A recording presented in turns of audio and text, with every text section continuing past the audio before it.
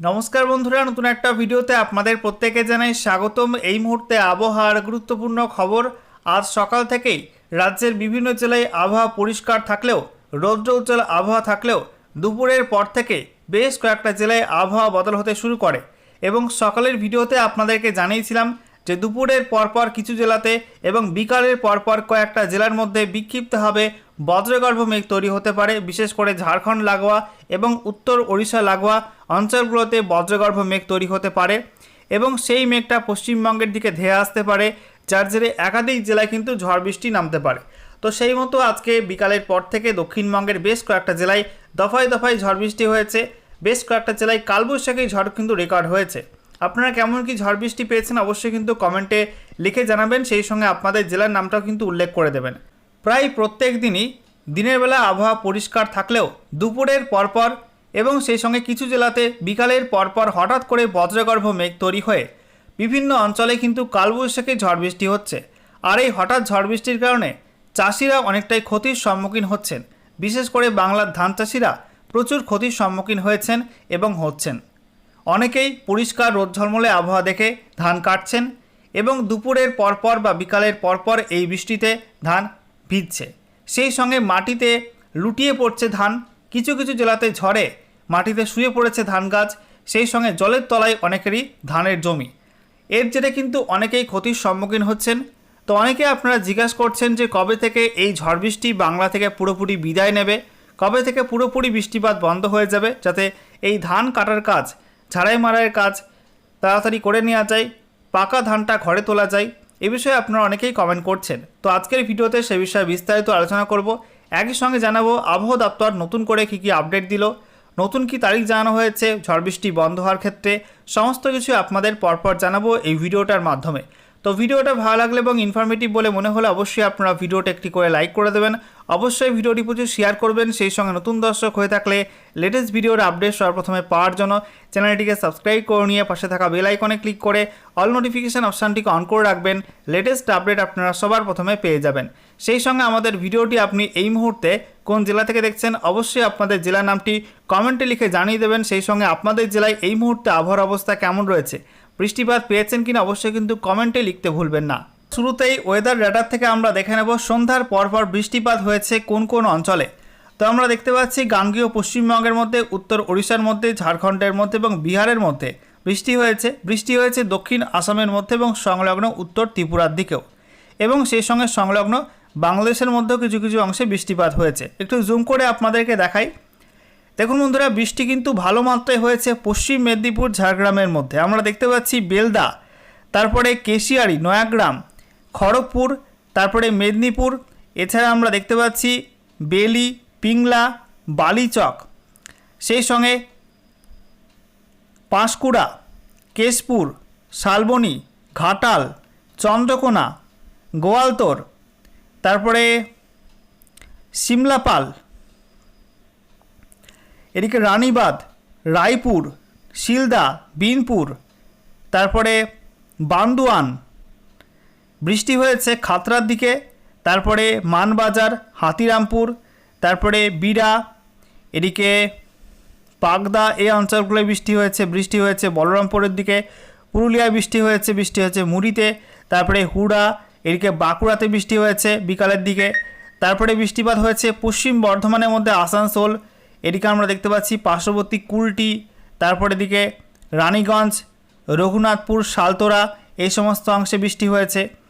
সেই সঙ্গে আপনাদেরকে জানিয়ে রাখি বৃষ্টি হয়েছে কলকাতার দিকেও, কলকাতা, তারপরে খড়দা, চন্দননগর, ব্যারাকপুর, পানিহাটি, সিঙ্গুর, মাসাত, এদিকে আমরা দেখতে পাচ্ছি আরামবাগে বৃষ্টি হয়েছে দশঘড়া, তারপরে কোতলপুর, জয়পুর, বিষ্ণুপুর, বৃষ্টি হয়েছে তালডাঙ্গারাতে, তারপরে আমরা দেখতে পাচ্ছি জয়পুরে বৃষ্টি হয়েছে। ঠিক আছে, বৃষ্টি নদিয়ার উত্তর সাইডেও কিছুটা হয়েছে। একই সঙ্গে আমরা দেখতে পাচ্ছি যে বৃষ্টিপাত পরবর্তী পর্যায়ে কিন্তু মেদিনীপুরের বাকি অংশগুলোয় আসছে, অর্থাৎ পূর্ব মেদিনীপুর, পশ্চিম মেদিনীপুরের বাকি অংশগুলো কিন্তু ঢুকছে। হাওড়ার দিকেও বৃষ্টিপাতের সম্ভাবনা রয়েছে, কালবৈশাখী ঝড় বৃষ্টির সম্ভাবনা রয়েছে। দেখুন বন্ধুরা, বৃষ্টিপাত নতুন করে কিন্তু শুরু হয়ে গেছে বেলদার দিকে, তারপরে এগড়া, তারপরে ভগবানপুর, সবং, ময়না, তারপরে তমলুক, বৃষ্টি, তারপরে উলুবেড়িয়া, কোলাঘাট, তারপরে শ্যামপুর, এই সমস্ত অংশেও বৃষ্টিপাত কিন্তু হচ্ছে। বন্ধুরা, এবারে আমরা দেখে নেব এই মুহূর্তে লেটেস্ট স্যাটেলাইট ইমেজ অর্থাৎ উপগ্রহ চিত্র কি আপডেট দিচ্ছে। আমরা দেখতে পাচ্ছি এই মুহূর্তে দেশের বিভিন্ন অংশে কিন্তু বিক্ষিপ্তভাবে বজ্রগর্ভ মেঘ তৈরি হয়েছে এবং তা থেকে ঝড় বৃষ্টি হচ্ছে। গাঙ্গেয় পশ্চিমবঙ্গের ছবিটা আপনাদেরকে দেখাই। দক্ষিণবঙ্গের বেশ কয়েকটা জেলায় কিন্তু মেঘলা আকাশ রয়েছে। মেঘ রয়েছে মুর্শিদাবাদ জেলার মধ্যে, তারপরে বীরভূম, পশ্চিম বর্ধমান, পূর্ব বর্ধমান, নদিয়া, পুরুলিয়া, বাঁকুড়া, ঝাড়গ্রাম, পশ্চিম মেদিনীপুর, এছাড়া হাওড়া, তারপরে হুগলি, উত্তর চব্বিশ পরগনার কিছু অংশ, কলকাতার মধ্যেও মেঘ ঢুকছে পূর্ব মেদিনীপুরের দিকে। এবং সন্ধ্যার পরপর কিন্তু পশ্চিম মেদিনীপুর, হুগলি, হাওড়া এবং পূর্ব মেদিনীপুরের বেশ কিছু অঞ্চলে প্রচণ্ড কালবৈশাখী ঝড় বৃষ্টি শুরু হয়েছে। কেমন কি বৃষ্টিপাত পেয়েছেন অবশ্যই কিন্তু কমেন্টে লিখে জানাবেন। অন্যদিকে আমরা দেখতে পাচ্ছি ঝাড়খণ্ডের মধ্যেও মেঘ রয়েছে উত্তর ওড়িশার মধ্যে এবং ওড়িশার বাকি অংশগুলোই, একই সঙ্গে ছত্তিশগড়ের দিকেও মেঘ রয়েছে। অন্যদিকে বিহারে একটা মেঘের স্পেল তৈরি হয়েছে, দেখতেই পাচ্ছেন বিহারের উত্তর সাইডে বৃষ্টিপাত হচ্ছে এই মেঘের দরুন, এবং এই মেঘটা কিন্তু রাতে আরও বাড়তে পারে। মধ্যরাতে উত্তরবঙ্গে পাহাড় এবং ডুয়ার্সের একাধিক জেলায় বিক্ষিপ্ত ভারী বৃষ্টির সম্ভাবনা রয়েছে এই মেঘ থেকে। আমরা দেখতে পাচ্ছি উত্তর পূর্ব ভারতের রাজ্যগুলোয় বিক্ষিপ্তভাবে মেঘ ছড়িয়ে ছিটিয়ে আছে আসামের মধ্যে এবং অরুণাচল প্রদেশের মধ্যে। তবে ত্রিপুরাতে এই মুহূর্তে আবহাওয়া পরিষ্কার রয়েছে। বাংলাদেশের মধ্যে আংশিক মেঘলা আকাশ রয়েছে। সিলেট, ময়মনসিংহ, ঢাকা, সেই সঙ্গে মেহেরপুর, রাজশাহী, এই বিভাগগুলোই, বাকি অংশগুলোই আবহাওয়া মোটামুটি পরিষ্কার রয়েছে। বন্ধুরা, এবারে আমরা দেখে নেব আজকে এই মুহূর্তে কেন্দ্রীয় আবহাওয়া দপ্তর থেকে যে লেটেস্ট বুলেটিন জারি করা হয়েছে সেখানে কি বলা হচ্ছে, কোথায় কি অ্যাক্টিভ ওয়েদার সিস্টেম রয়েছে। তো আমরা দেখতে পাচ্ছি একটা পশ্চিমী ঝঞ্ঝা এই মুহূর্তে সাইক্লোনিক সার্কুলেশন বা ঘূর্ণাবর্ত রূপে অবস্থান করছে উত্তর পশ্চিম উত্তরপ্রদেশ এবং সংলগ্ন উত্তরাখণ্ডের কাছে। এটা সমুদ্রপৃষ্ঠ থেকে 5.8 থেকে 7.6 কিলোমিটারের মধ্যে অবস্থান করছে। অন্যদিকে বলা হচ্ছে মধ্য পাকিস্তান এবং সংলগ্ন পাঞ্জাব এবং রাজস্থানের ওপর একটি আপার এয়ার সাইক্লোনিক সার্কুলেশন বা ঘূর্ণাবর্ত অবস্থান করছে সমুদ্রপৃষ্ঠ থেকে 1.5 কিলোমিটার পর্যন্ত উচ্চতায়।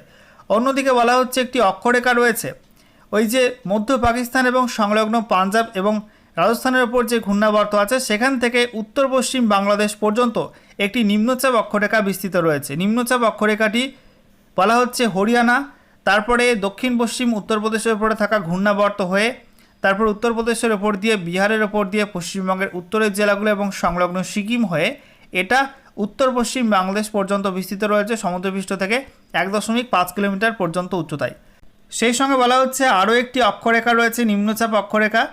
বলা হচ্ছে এই নিম্নচাপ অক্ষরেখাটি কোমোরিন এরিয়া এবং সংলগ্ন অঞ্চলে থাকা ঘূর্ণাবর্ত থেকে দক্ষিণ পশ্চিম মধ্যপ্রদেশ পর্যন্ত বিস্তৃত রয়েছে এবং এটা বিদর্ভ, মারাঠাওয়াড়া, মধ্যবর্তী কর্ণাটক, রায়লসীমা, তামিলনাড়ু হয়ে এটা কোমোরিন এরিয়া পর্যন্ত বিস্তৃত রয়েছে সমুদ্রপৃষ্ঠ থেকে 0.9 কিলোমিটার পর্যন্ত উচ্চতায়।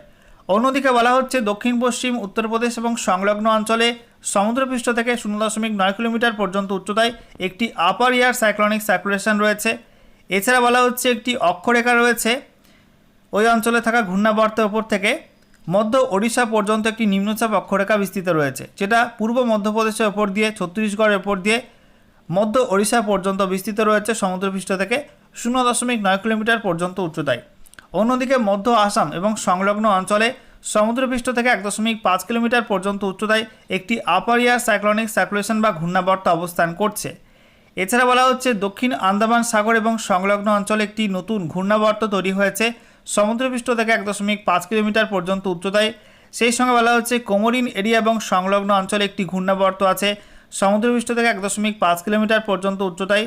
অন্যদিকে বলা হচ্ছে একটি পশ্চিমী ঝঞ্ঝার অক্ষরেখা রয়েছে, এটা সমুদ্রপৃষ্ঠ থেকে 5.8 থেকে 7.6 কিলোমিটারের মধ্যে অবস্থান করছে এবং বলা হচ্ছে আগামী 10ই মে আরও একটা নতুন পশ্চিমী ঝঞ্ঝা উত্তর পশ্চিম ভারতে হাজির হবে, এমনটা জানিয়ে দিল মৌসুম ভবন।